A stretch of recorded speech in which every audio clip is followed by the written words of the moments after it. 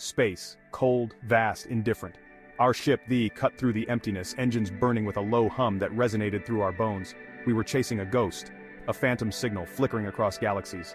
We knew her only as Lilith, a woman of shadows and whispers, rumored to possess knowledge beyond mortal comprehension. She was a thief, they said, stealing secrets from the very fabric of reality. Our orders were simple: find her, apprehend her, retrieve what she stole. But the universe is vast, and Lilith was always one step ahead. Her ship, a sleek obsidian dagger, danced through asteroid fields and nebulae. Every time we drew close, she'd vanish. A ripple in space, a flicker of light, and she'd be gone, leaving us to chase echoes in the cosmic dark. Lilith was an enigma wrapped in a riddle, shrouded in the void. Our scanners could never quite lock onto her ship, as if it existed in a state of quantum flux. Her beauty was a whispered legend among spacefarers, a dangerous allure that promised both salvation and damnation. Her maneuvers were a ballet of chaos and precision, defying the laws of physics as we understood them. It was as if she didn't pilot her ship, but rather willed it through the cosmos with the power of her mind. Days bled into weeks, weeks into months. The pursuit was relentless, fueled by a growing obsession. We were losing ourselves in the chase, becoming as much prisoners of the void as Lilith herself. But something else drove us, something beyond duty or obsession, a sense of foreboding, a feeling that we were hurtling towards something ancient and terrible. The end, when it came, was as sudden as it was bizarre. We were on the fringes of a binary star system, a maelstrom of radiation and gravitational anomalies. It was there, in that chaotic ballet of celestial bodies, that Lilith made her stand, or rather, it was there that she chose to lead us. A shimmering, iridescent bridge materialized before us, spanning the gulf between two colossal asteroids. It pulsed with a sickly, ethereal light, its texture resembling marshmallows. Yes, marshmallows. Giant, impossible marshmallows stretching across the void. Captain ordered the ship forward. We were running out of options, and something about the bridge called to us, like a siren song beckoning us towards the rocks. As we crossed, the bridge swayed and undulated beneath us, the sugary surface yielding beneath the weight of the ship. The binary stars cast long, grotesque shadows that danced across the marshmallow expanse, twisting and contorting into monstrous shapes. We emerged from the marshmallow bridge into a place that defied logic and reason. A labyrinthine network of canals, filled with a viscous, luminescent fluid that glowed with an internal light. The buildings were a hodgepodge of architectural styles, cobbled together from different eras and dimensions. Ancient Rome met futuristic skyscrapers, Gothic cathedrals intertwined with pagodas. It was as if someone had taken 1,000 different realities and mashed them together, creating a surreal and unsettling collage. The air hung heavy with the scent of jasmine and decay. Despite the alien beauty, a profound wrongness permeated the very air we breathed. It felt strangely familiar, like a half-remembered dream or a suppressed memory clawing its way to the surface. And then we saw it. Docked at a crumbling pier was Lilith's ship. The obsidian hull gleamed under the sickly light of the canals, beckoning us closer. We had found her, but at what cost? Section 5. The Devil's Parlor. Lilith's ship was eerily silent. No crew, no guards, just the hum of dormant engines and the faint scent of ozone in the air. We moved through the ship like phantoms, weapons drawn, senses on high alert.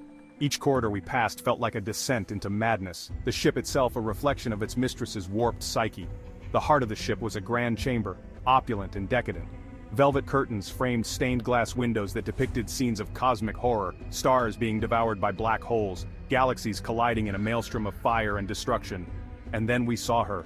Lilith. She stood before a giant, ornate mirror, her back to us. Her crimson dress flowed around her like liquid shadows, her long black hair cascading down her back like a waterfall of ink. She didn't turn. She didn't speak. She simply stood there, her presence radiating an almost palpable aura of power and menace. "You've come so far," Lilith finally spoke, her voice a melodious whisper that seemed to echo from the very walls themselves. She still hadn't turned to face us. And all for naught. The captain stepped forward, his voice firm despite the tremor in his hand. "Lilith, you are under arrest. Surrender what you stole and we can end this peacefully." A cold laugh echoed through the chamber. "Peace? There is no peace, Captain. Only the game." She finally turned, her face a mask of ethereal beauty. But her eyes were like bottomless pits, filled with ancient knowledge and a hunger that chilled us to the bone. "This entire chase," she continued, her gaze sweeping over each of us, "has been but a prelude, a test. And you have piqued my interest." Her words hung in the air, heavy with unspoken meaning. We were pawns in a game we didn't understand, playing against an opponent who seemed to hold all the cards. The mirror behind Lilith rippled, like a pool of water disturbed by a falling stone. The reflection within twisted, the cosmic scenes transforming into a grotesque parody of a human face. It leered at us, malevolent and hungry. "This," Lilith said, gesturing to the distorted visage, "is the one you seek, the architect of your little game." The air crackled with energy. The devil's face in the mirror pulsed with a power that seemed to suck the very air from our lungs. Fear, primal and instinctive, gripped our hearts in a vice. "He has a taste for souls, Captain," Lilith purred, her voice dripping with a mixture of amusement and malice. "And he's quite taken with yours." The temperature in the room plummeted. The air grew thick and cloying, heavy with the stench of sulfur and decay. The devil's laughter echoed through the chamber, a sound that promised pain and oblivion. "You have a choice," Lilith said, her voice cutting through the fear that threatened to consume us. "Serve him, or defy him." She held up a hand and a swirling vortex of energy appeared between her outstretched fingers. It pulsed with a power that made our blood run cold. "Choose wisely, Captain," she whispered, her eyes burning with an unholy light. "The fate of your souls, and perhaps the universe itself, hangs in the balance." The devil's laughter echoed once more, louder this time, shaking the very foundations of the ship. We were trapped, caught between a cosmic horror and a woman who seemed to wield the power of the stars themselves. The choice was ours. But what choice did we truly have? The captain stood tall, his jaw set in a grim line. He met Lilith's gaze with a defiance that belied the fear gnawing at his gut. Whatever game was being played, whatever cosmic horror awaited us, he would face it head-on. He placed a hand on his holster, his fingers brushing against the cold steel of his blaster, a last vestige of humanity in a realm of nightmares. "We don't play by your rules, Lilith," he growled, his voice a low rumble. "We make our own." And with that, he drew his weapon, the sound echoing like a thunderclap in the oppressive silence, a spark of defiance against the encroaching darkness. The game had begun.